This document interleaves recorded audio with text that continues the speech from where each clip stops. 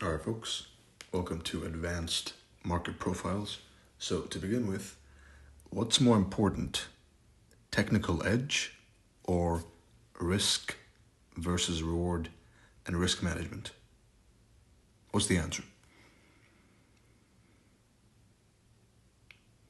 If your answer was technical edge, you're wrong. If the answer is technical edge and risk to reward, risk management, are equal, you're also wrong.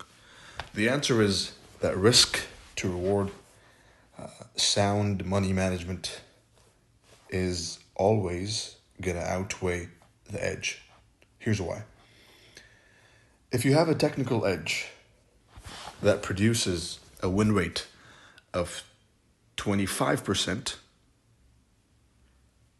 you only need 1 to 3 risk to reward to make money, right? Which means if you're wrong 8 out of 10 times, almost, you can make money, assuming you risk $1 in return of a $3 gain.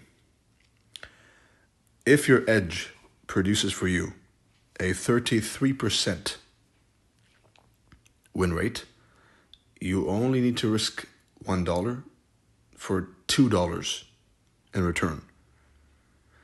40%, 1 to 1.5, 50%, 1 to 1, 60%, 0.7 to 1. And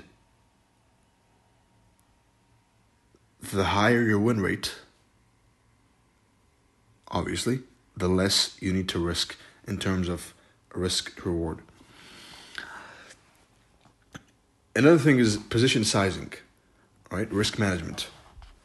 Let's assume you have a system which gives you a 90% win rate, right? So you win 9 out of 10 trades. And then you have bad risk management. So you bet too much, you risk too large. I don't like to use the word bet. So you risk too large, and then all the 9 trades are wiped out in one.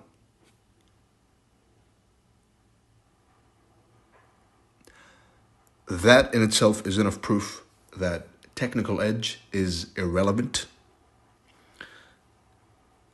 All that matters is risk to reward and risk management, right? 2 different things. This is how much you risk for how much you gain in return, and that is how much percent you risk per trade, right?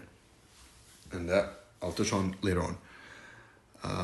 But for now, understand that the technical edge, whatever the Turtle Soup, ICT, SMC, same thing, supply and demand, Elliott Wave, Wyckoff, harmonic, whatever this is, it doesn't matter if you don't have a good risk management protocol,